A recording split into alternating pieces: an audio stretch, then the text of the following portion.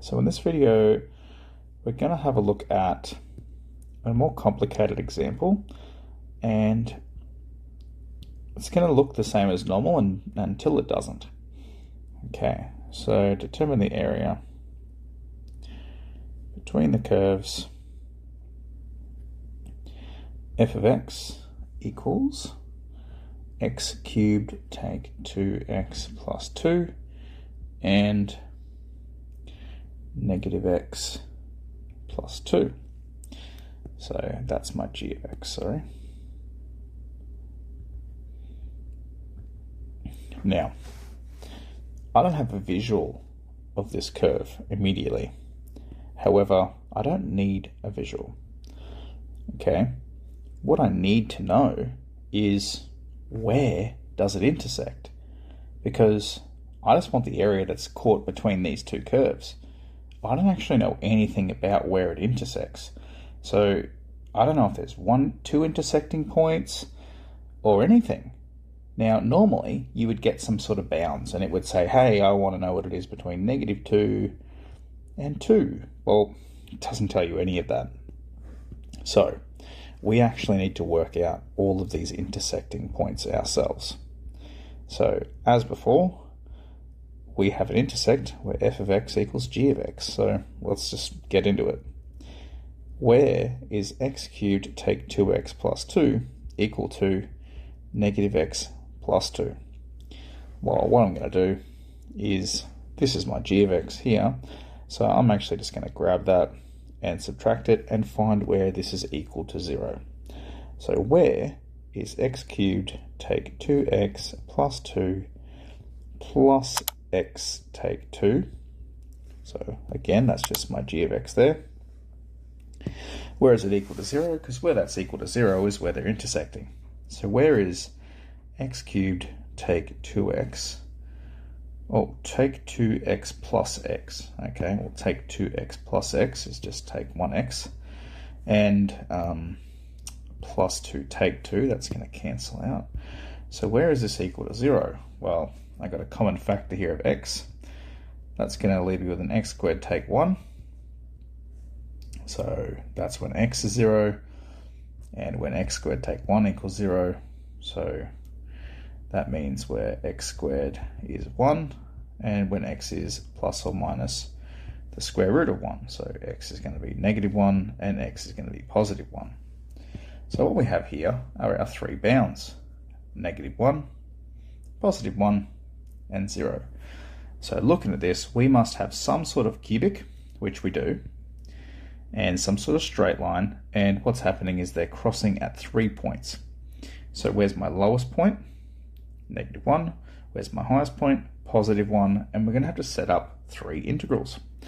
So we're going to integrate f of x take g of x between negative 1 and 0, and I'm going to integrate f of x take g of x between 0 and 1. Now, as always, we start with the positive, and then whatever the next one is, we have to flip those bounds. So we're going to flip those, and we're going to end up flipping those around to be 1 and 0. Okay, so let's get into it. I need to work out, firstly, what is that? What is f of x? What is my integral equal to? So what is the integral of f of x take g of x? Well, I already know the first bit. I already know what f of x take g of x is. That's just this. That was nice. F of x take g of x is just this little piece here. So I'm just going to go up there and replace that with this equation. So the integral of x cubed take x. So that means my integral is going to be x to the 4 on 4 minus x squared on 2. So I've got to go down here and set up my rectangles. Open the box. Here we go. I'm going to do x to the 4 over 4 minus x squared on 2 between negative 1 and 0, and then I'm going to add that to x to the 4 on 4 minus x squared on 2 between 1 and 0.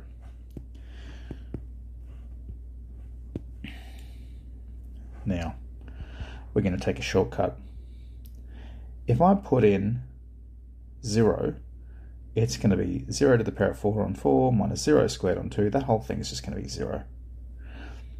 Now let's only put in the -1 because we're going to save us some time. -1 to the 4 on 4 minus -1 squared on 2 plus, same thing, putting in 0 under that, not going to waste my time. And then we've got 1 to the power of 4 on 4 minus 1 squared on 2. Okay,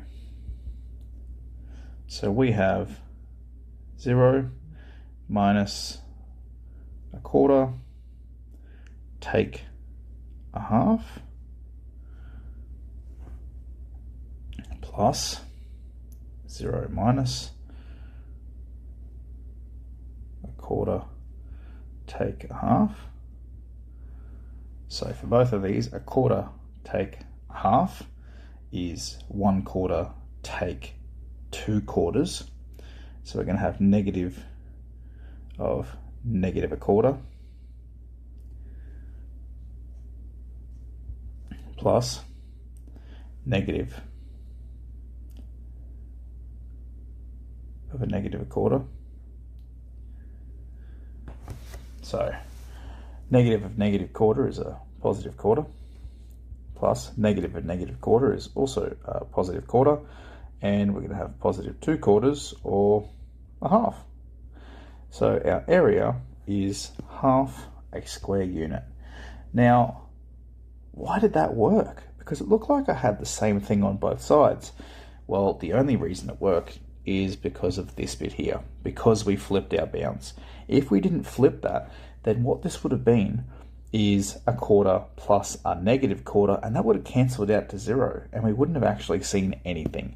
So that is a reason why it is very important that you know when to flip those bounds.